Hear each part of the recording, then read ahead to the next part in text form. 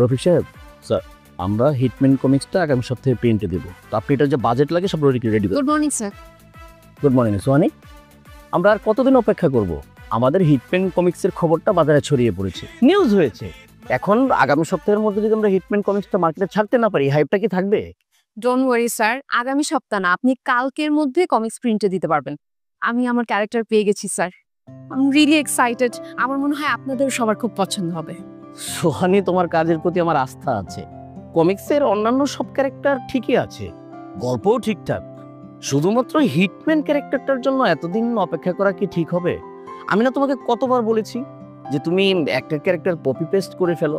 এই যেমন ধরো চাচা চৌধুরীর সাবু ক্যারেক্টারের মাসলম্যান একটা পোর্ট্রেট করে ফেলো, ব্যাস। Sir, it's not that easy. আমি কোনো ক্যারেক্টারই কপি পেস্ট করতে চাই না। আর আমাদের যে হিটম্যান ক্যারেক্টারটা, সেটা তো চাচা চৌধুরী সাবু ক্যারেক্টারের মতো না। আমাদের হিটম্যান হবে টম ক্রুজের মতো, যেমন তার লুক তেমন তার পার্সোনালিটি। আর স্যার, আমি হিটম্যানকে পেয়ে গেছি স্যার। আপনি আমাকে জাস্ট 2টা ঘন্টা সময় দেন, 2 ঘন্টা পর আপনি মিটিং ডাকেন, আমি এর মধ্যে আমার অ্যানিমেশন কমপ্লিট করে ফেলব।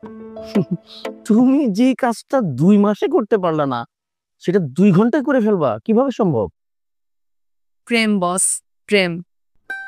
আমি হিটম্যান ক্যারেক্টারের প্রেমে পড়ে গেছি। আমি এতদিন যে এত ক্যারেক্টার পোর্ট্রেট করলাম, একটাকেও না ঠিকঠাক মতো ভালো লাগে নাই। কিন্তু এইবারের হিটম্যানের একদম প্রেমে পড়ে গেছি আমি। যাই হোক, 2 ঘন্টা সময় দেন, এর মধ্যে আমি রেডি করে নিয়ে আসতেছি। কত স্মার্ট স্মার্ট ইয়াং ছেলেরা প্রেমের প্রস্তাব দিল, কাউকে পাত্তা দিল না। আর সে নাকি একটা কার্টুন চরিত্রের প্রেমে পড়েছে। মানে মানুষ যে কত ধরনের হয়, আসলে আজকালকার ছেলে মেয়েদের মন বোঝা দায়। Sir, young generation sir, Gen Z. বুঝতে পেরেছি, দেখি 2 ঘন্টা পরে কি নিয়ে আসে। আচ্ছা, আপনি 2 ঘন্টা পরে আমাদের মিটিং এর ব্যবস্থা করেন। ঠিক আছে, ঠিক।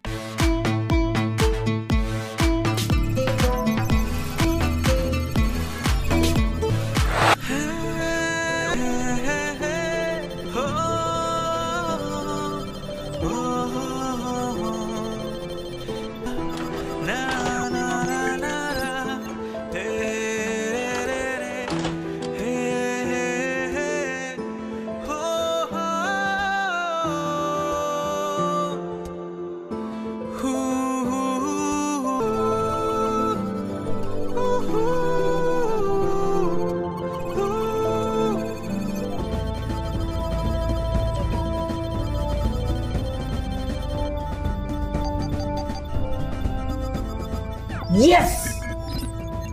Yes, that's my hitman!